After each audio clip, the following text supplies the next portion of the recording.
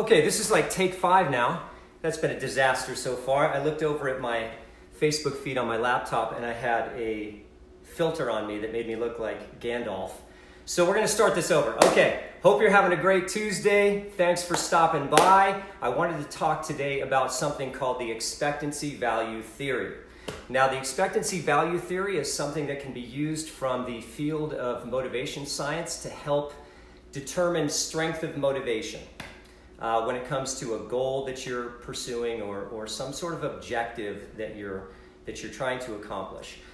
A lot of the people that I work with in the course of my business at Arena Fitness are people that are struggling with motivation, or at least this is what they tell me. Now, I don't really think that people have a clear understanding of what motivation really is, but that's a conversation for another day. What I hear a lot of from people is, I want to get in shape, I want to lose weight, but I don't have the motivation. I need motivation. I need somebody to motivate me. Now, on another day, we will talk about why it is that it's impossible for someone else to motivate you. That's a topic for another day. But in the meantime, the point I'm making is that I deal with a lot of people who struggle with the concept of motivation. So the expectancy value theory is something from the field of motivation science that can be used as a tool for determining the strength of your motivation to do something. And then you can use that information to guide you in a different direction if you happen to be struggling. So there are 2 questions that make up the expectancy value theory. Number 1, how confident am I that I'm going to be successful? That's the expectancy part. And question number 2 is, how much is it going to benefit me? That's the value part. Now, I'm kind of paraphrasing the expectancy value theory, but ultimately that's what it boils down to. How confident am I that I'm going to be successful, and how much is it going to benefit me? So let's talk about using this as a filter for determining why it is that you're struggling with weight loss. And I use weight loss as an example simply because this, weight loss is the primary thing that we deal with at Arena Fitness. Most of the people out there want to lose weight for one reason or another. Makes sense. 72% of Americans over the age of 20 are overweight or obese, and to lose weight would make profound shifts in health. And so losing weight is very, very important. So let's use weight loss as an example of a goal, and let's put it through the expectancy value theory filter. And we'll use me as an example for the first way of looking at the expectancy value theory. So let's say that losing weight is a goal that I want to examine. And I would ask myself first, how confident am I in my ability to succeed when it comes to weight loss? So the answer for me would be, I'm very confident, because when it comes to weight loss, that just happens to be an area of my life where I've developed a certain amount of competency. I know how to lose weight. I know how to gain weight. For me, it's not a challenge. Now, let me just say that there are many other areas in my life where I am completely incompetent, but in this particular area, I have developed a certain degree of competency. So if you ask me, how confident are you that you can lose weight? My answer will be, I'm very confident. I know that I can do it. Great. So my confidence is high. My expectancy is high. Second question is, how much will it benefit you? For me, the answer would be not very much. It's not important to me. It's not something that I really want to do. So from that perspective, it's not something that would greatly benefit me. It's not something that would add a lot of value to me based upon my needs and my goals in my life at this time. So the value part of the equation is low.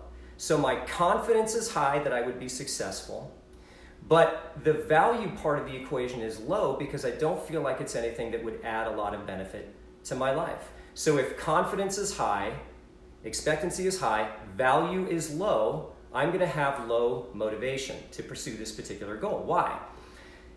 Well, if it's something that I know that I can be successful in, but it's not going to benefit me greatly, why would I invest myself, invest my energy, my time, and my effort into something that doesn't have a good return for me? The ROI on that is weak. So why would I throw myself into something that's not going to yield a big benefit for me? So that's one way, one example of running somebody through the expectancy value theory. Now let's take a look at most of the people that I talk with when they call into Arena Fitness to get some information, and I kind of get into the process of discussing their background and their goals. If I was to take one of those people who is really, really interested in losing weight, the conversation might look a little different. So if I'm asking them the two questions, I'm going to ask the second question first. So if I ask them, how likely are you, or how much benefit do you feel that losing weight would add to your life? The answer usually is, it would be hugely beneficial. I would feel better, I would look better, I would be better, I would be healthier. Losing weight would have a big impact on the quality of my life. So the value part of the theory is high. The second question, however, and this is what I encounter a lot of the time, is how confident are you that you'll be successful? Usually the answer is something like, I'm not very confident. It's not something that I feel that I'm going to be successful in. I have a lot of doubt. Why? Because I've tried a number of times. I've failed a number of times. I've lost weight. I've gained weight. I've been unable to sustain the progress and the goals that I've made when it comes to weight loss. And so I just don't have a lot of confidence in my ability to be successful. So when you're taking a look at the expectancy value theory, their confidence is low, the benefit is high, they're going to have a low degree of motivation in pursuing and achieving that goal. Why? Well, because even though it's something that they feel would add great benefit to their life, something that would produce a great result, they don't have a lot of confidence in their ability to succeed. So why are you going to invest yourself greatly in something that you feel is ultimately going to end up in failure? So that, when you're taking a look at that example, confidence is low, benefit is high, motivation is going to be low. Obviously, if you're talking to somebody and they say, I don't think it's going to add benefit to my life, and I don't have a lot of confidence in success, that's a gimme. We know there's not going to be a lot of confidence, a high degree of motivation in pursuing a goal when that's how you're answering those two questions. So that's how you determine whether you've got a high or a low degree of motivation when you're pursuing a goal, is running it through those two questions. How likely do I believe I am to be successful, and how much will it benefit me? Great. Now you have the answer to those questions. What do you do with that information?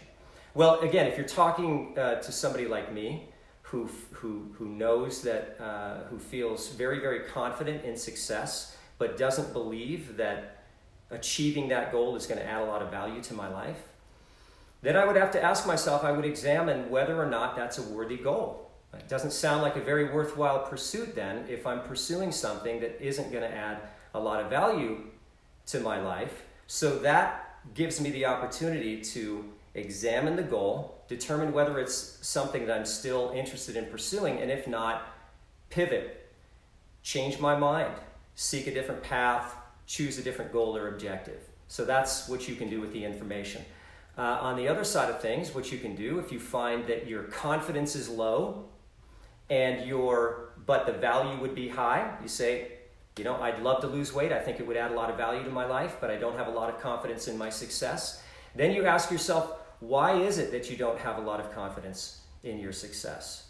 And typically that's because people either have failed numerous times in the past, feel like they don't know what they're doing or how to do it, and that's why they're struggling.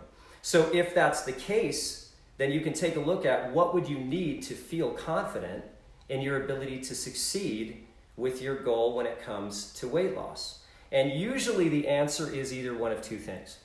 You either need to invest yourself in acquiring the knowledge necessary to create a plan that's going to be successful, or you need to find somebody who's already an expert and get help from them. So let's use an example. Let's say that I want to build a fence in my backyard. I've never done it before. I think it would be great. It would add a lot of value, but I don't have a lot of confidence in my ability to do it because it's something that I've never done before. I might do either one of two things. I might go on YouTube, and Google it and find out how to actually set posts and railings and build a fence. and acquire the knowledge necessary to perform the task, which would give me the necessary confidence to see the project through to completion. Or I'd hire somebody else to do it, or hire somebody to teach me to do it. So a lot of the time when you run up against doubt, the best path out of that doubt is to find somebody who can help you. Find somebody who has the knowledge. Find somebody who has a plan of action. Find somebody who has experience in this area, who has a track record of helping people with the particular goal that you're trying to achieve. So in the case of weight loss, you would find a coach or find a nutritionist, some sort of health practitioner, and you would have them help you find your way as far as navigating your road to success when it comes to losing weight. And that would give you the confidence necessary to achieve your goals. So if you find somebody that can help you, then that might restore your confidence. So your confidence would be high, the value would be high, you'd have a high level of motivation. So that's it. That's just a simple way for you to take a look at something in your life that you're pursuing, a goal that you want to pursue.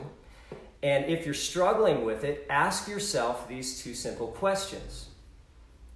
Do I feel confident in my ability to succeed? And how much will it benefit me? If you find that the answer to one of those questions is high and one of those questions is low, you're going to have a low degree of motivation to achieve that goal. So then you can use the information as to why you have a low amount of confidence, or you find that there would be a low degree of value in that activity, and use it to inform you as to what the next step is and what you need to change in order to get back onto a path that's going to lead you towards success. So that's the expectancy value theory. Google it, check it out online. Thanks for checking this out. If you have any questions or comments, feel free to post them below. Also on Saturday, I'm going to be doing a webinar online called The 5 Pillars of Health. It's something that I've developed over the last couple of years and something that I present in workshop form a few times a year. So I'm going to be doing that on Saturday at noon. I'll post the link on my Facebook page. In the event anybody's interested in attending, you're welcome to do it. It's free. Everybody's welcome. And I'm going to cover the 5 pillars of health: move, eat, recover, play, connect, give you some ideas as to why it is that we struggle in all those areas of our lives, and some action steps that we can take to improve in all of those areas so that we can be healthier and happier. So that's it for today. Hope this was beneficial to you. Thanks for checking this out, and I'll see you next week.